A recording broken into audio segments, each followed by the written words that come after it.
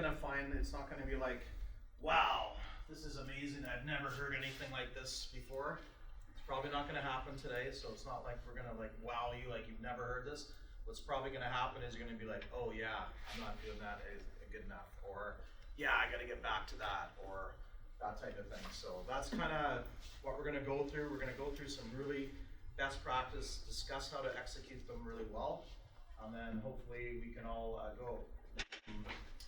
So we got a few things planned, but what I want to is kind of discuss just what's been happening this year.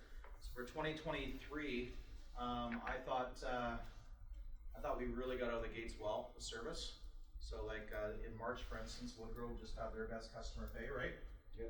And you guys have been working hard. So Ray was carrying me on his back a little bit, but March is really good. So I'm really happy. Penticton, you guys have really shown some great increases, right? Was it your best month in March as well? I think it was, Yeah. And then Maple Ridge is crushing it this year now. And just did 90,000 CP. When we bought the store, they were averaging 30,000 a month CP.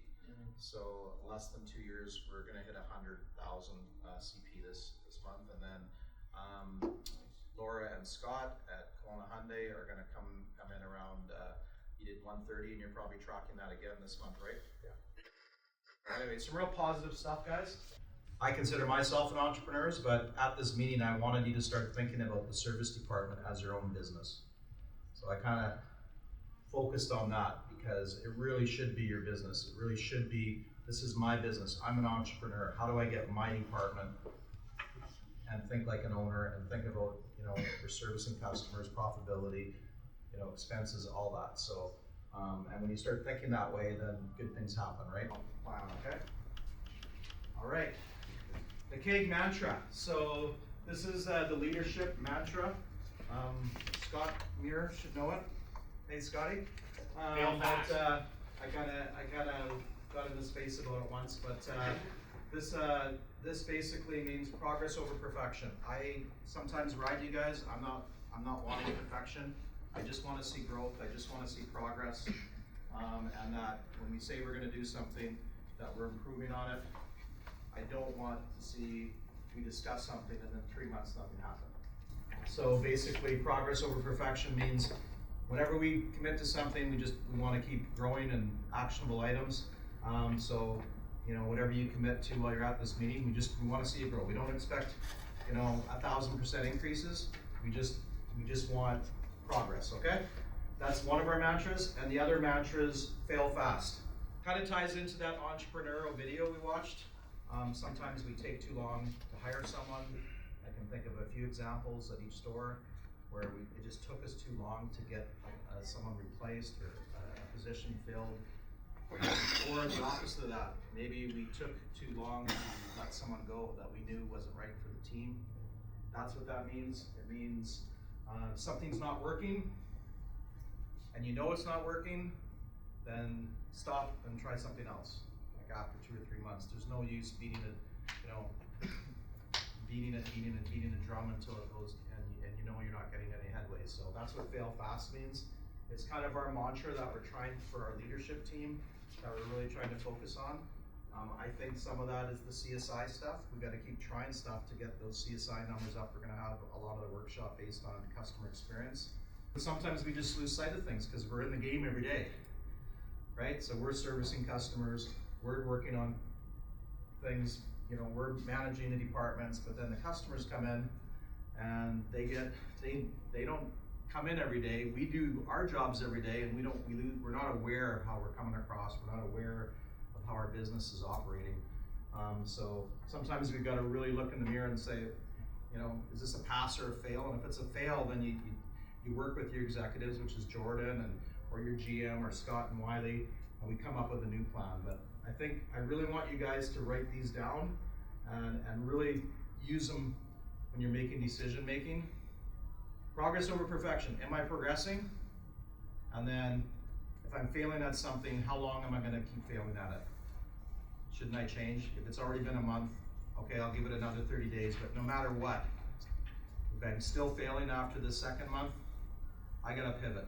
What I really wanted you guys to do is basically each attendee discuss, we'll go through it. Don't, for everybody, I don't want a 10-minute speech or 10-minute version. They're supposed to be about 2 minutes, but you can kind of sum it up. A lot of you might have the same things.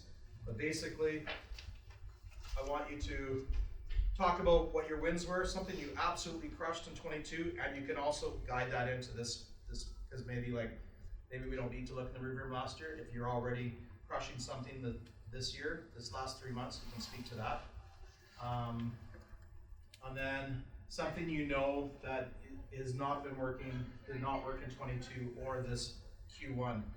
And we'll kind of go through the room. So sometimes we don't know how we're coming across. Sometimes we don't know how other people perceive us. Sometimes we don't know how our temperament is. Sometimes our customers, we might be telling them something a certain way, and they don't get it.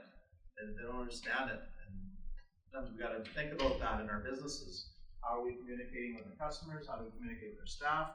How do we communicate with each other? So, two people saying the same thing, and one person got results, one person didn't. We go through our day, all the time thinking that, right? We say it one way, we get 0 results, and then we say it a different way, and all of a sudden a light bulb went on to either our employee or whatever, like a Donnie, or whoever, right? So it's not cookie cutter anymore with people. You can't talk to every single person the same way and expect the same results. Certain people need to be talked to one way, and then other people. When I do these things, it's not that I want to stand up here and be talking and, we want you guys engaged and you guys telling me on some ideas. So how we're going to have a best group contest. So I'm going to divide you guys into groups. Everybody in your group has a chance to win $100. I have some cash here. You're all going to split up for 15 minutes. You're going to brainstorm amongst you. You're going to pick a presenter on your action plan. And it's going to have who, what, when, how. And then we're going to vote as a group on who gave the best action plan and presentation. And then that group is going to win $100 each. Okay, so our action plan on improving customer experience. So we were improving ours for our own. So wow factor. So with our wow factor, we kind of had a similar idea. 3 real simple things. 2, 3, 4 minutes. Okay. These are just some things that I really want you to kind of rate yourself on, like your team on. How do you feel the customers think our energy is when they walk in? Is everyone happy and smiling? Leadership sets the tone on this. Okay, updates. Some of these people, their car is their baby, and we lose an opportunity after 3 hours if we haven't spoke to them. Now what happens with a lot of stores is, they're afraid to give someone an update because they don't have good news. No updates is not a good update. This is a big one. Management involved with every customer when possible is what I should have put. When your customers meet you as a manager and you're able just to say hello to them, you need to know the pulse of your drive-through. You need to know the pulse of your technicians. You need to know the pulse of your customers. You not knowing when a customer is unhappy is a fail. You have to have a recovery process so that if there's a cut, that your advisors know what to do if they have an unhappy customer. And they know to come and find you no matter what. Your team needs to know that if there's a problem, that you are the guy to go to help them. We have to have that mindset. Do your teams know your challenges? Why don't you tell them your challenges? Hey, we got to increase sales. We got to increase our customer experience. These are the things I'm working on behind the scenes. These are the things that Kot Auto Group's working on with us. This is our goal. One-on-ones. People want to know how they're doing. They want to know if they're doing an awesome job, and they need to hear if they're not.